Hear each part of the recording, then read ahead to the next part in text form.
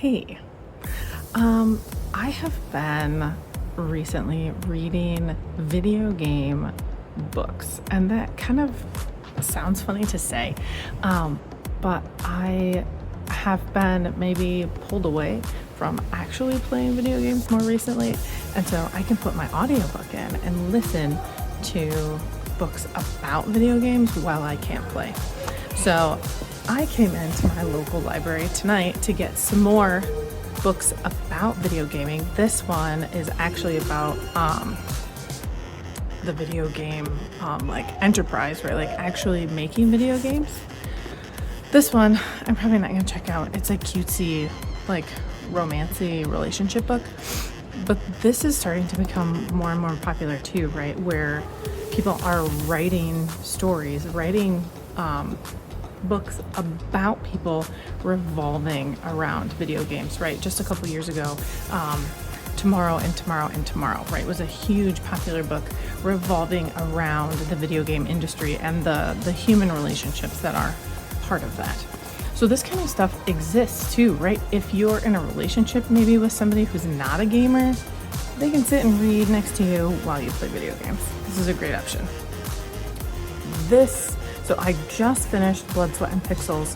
This is a follow-up, if I'm not mistaken, from the best-selling author. So yes, this is a follow-up, and I can't wait to see if there's an audiobook version of it, but if not, I'll get into this one. But what I came for was to show that kids and video games go together so naturally because of the pretend, because of the storytelling aspect of video games. And so there are so many books and different kinds of books about video games that can appeal to our kids. So here I have some super basic reference books about like what a co-op game is, right? What an MMO is. And these ones are actually super cute, but it also uses the terminologies, right? So not only are the kids getting familiar with the terminologies that they're going to be exposed to while playing video games, incredible vocabulary, right? They're also getting their parents, right? They're getting their parents exposed to these terminologies also, so that when your kids are talking about something, when they say MMO, you're gonna know better what it is, and your kid's also gonna know what that means when they're saying it. Does that make sense? I think that's a really important thing, that we can arm our children with the appropriate vocabulary, and it can completely change your life. I'm gonna put those up there. So to go from reference materials like that, which these books are more esports related, but I was really impressed. These ones have like actual photography in them. So it's not only nonfiction material, but it's also nonfiction imagery and so on too. Very cool. Esports is a real thing. Eventually, esports is going to be, not eventually. Esports is a job, right? Esports can get you money for college. So these what is or who is books, super fascinating. Again, a really good nonfiction option. This one even has illustrations, drawn illustrations, but then it says that it has actual pictures. How great is that? This kind of primary source media is so important for kids to have, to understand video games aren't just happening to them, and they're not just happening right now, and they're not just happening right in their little corner of the world. Video games have been around for a while. Doesn't seem like that long, but it has been a while. And it's happening all over the world to all kinds of different kids. So we can go from those kind of books to other kinds of reference materials. Pokemon is the most beautiful gift that you can give to a budding reader. Not only the game, but the associated reading materials. This one is, again, a nonfiction, a reference guide. They also have storybooks, graphic novels, all those kinds of things that then can tie into the show. So Pokemon is one of those fantastic multimedia situations that you can get your kids into. The vocabulary that comes from Pokemon is second to none. Your children will be learning words like nocturnal and vacuum And it's just an incredible thing to see the language that comes from that. I know firsthand, he would have been like kindergarten, first grade, my youngest. He was playing through Pokemon Sword and Shield on the Switch, and his vocabulary just exploded. And it started with, what's this word? What's this word? We started having him write words down so that he could look them up, so that crunch, I remember, was one of them. And so it got to be so funny because he would use crunch, and you knew he was using crunch, not just by the soundbite that you were hearing from the gaming room, but also because he would say crunch every time. Fascinating stuff.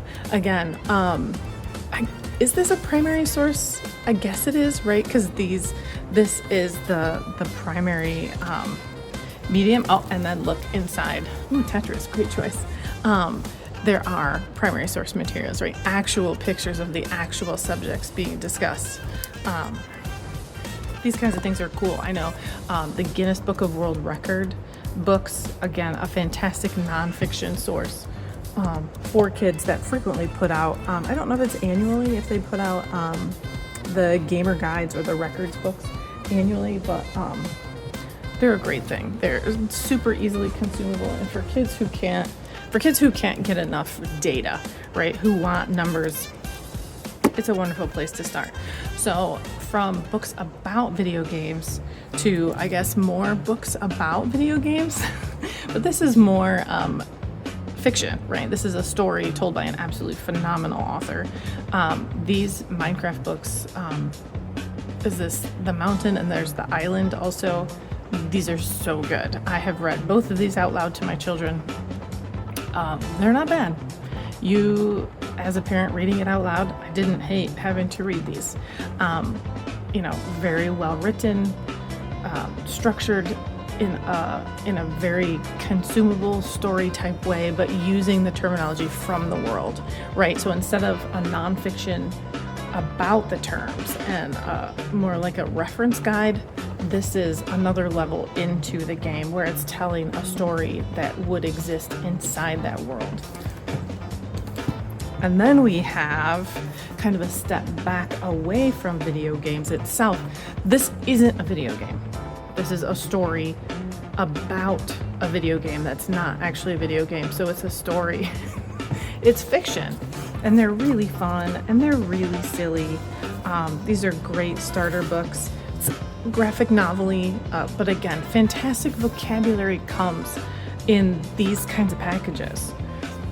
I hope that we continue getting more and various level video game based storytelling. Very important. And then we have, where are they? What did I do? Oh, here they are behind me. The ultimate in video game literature. The Choose Your Own Adventure book, right? This book is a video game. Like, come on. Plus, these are the Oregon Trail ones, and they're so good. And somehow, my public library has all four, so I will be taking these home with me. I'm super excited to put these in front of my kids and have them kind of see how they can work through and see if my kids are like I was, where you would go to the back and find the ending that you like and then kind of work your way back. Super fun. These Oregon Trail, I know they come in a nice box set on Amazon. But again, it has to do with the storytelling aspect that is so appealing of video games, but in a choose your own adventure situation, you're setting the story. So I very recently found out that they are still making choose your own adventure books, right? And these aren't the tiny little paperback ones that they had when I was in elementary school. This happens to be an absolutely gorgeous, look at this, an absolutely gorgeous graphic novel, choose your own adventure. Oh, and that's at the end, so I just spoiled the ending for that one. But, right, so you're reading along, gorgeous illustrations, super fun onomatopoeia and that kind of stuff going on, and then you get your go-to blah, blah, blah at the bottom of the page. So video games can be a gateway you can use that base, especially somewhere like your library. And we are so lucky here at my public library. We have a huge multimedia selection. So we have not only movies and TV series available on DVD and Blu-ray, we also have music on CDs, and they have a game library. All the way, they have DS, they have Wii, Wii U, all the way back to PS3, up to PS4. They don't currently have any PS5, but there are Switch games too. Xbox 360, you just gotta look sometimes. And I did talk to the librarian. There is a librarian in charge of requesting games. She said here it's quarterly. They look at the games that are being requested. So you can like formally request, just like a book acquisition, you can request a game. They look at any acquisition requests, but they also look at games that are really popular, things that are being mentioned on social media or so on. So like I know there's a copy of Mario Kart, right? There's a copy of Mario Kart available here for people who are interested to play. I wanted to share some other things because I found this super fascinating. Look at this book. Why is this still here? Like, I want to look at what year this came out. Like, look at this gorgeous, gorgeous book. United States, 1992. Look at this. Guide to Super Nintendo games.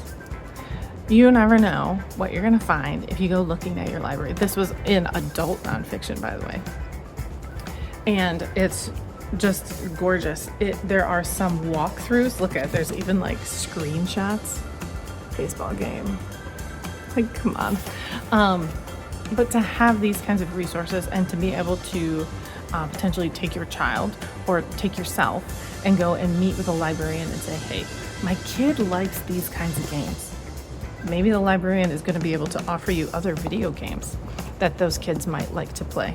But more likely, they're going to be able to help take you to the children's section of your library and help you find books that are going to suit that child using the knowledge that you have because of the type of the game that they like. Usually, if a child is drawn to a certain type of game, right, a puzzler, a collectathon, those kinds of games, there's a reason, there's something that's attracting them. And those things exist in books too. And that's what's so neat about multimedia, about having all these different cool kinds of entertainment, is you can just kind of continue to expand your world and learn so much more about yourself, and about the things that you like or dislike just by playing a game, by picking up a book about that game, by trying a choose your own adventure, and maybe that will expose you to a different kind of subject or a different kind of game that you might be interested in. It's all relevant. It's all important.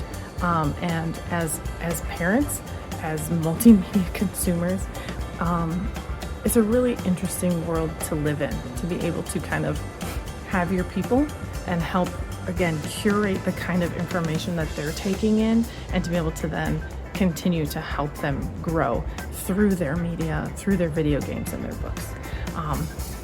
That was all I had for tonight. I am going to also share, I read 3 different kind of video game based books very recently, and I kind of like bam, bam, bam. So I will be sharing kind of I guess like a reading rainbow, kind of a book talk about those 3 books and about how they're kind of related to video games in general, and what they kind of have meant to me, and how I'm applying those informations to continuing to consume video games and think about video games as entertainment media, but also kind of as part of my personality, almost as part of who I am, how I identify myself. So I guess with that, I will say thanks so much for playing.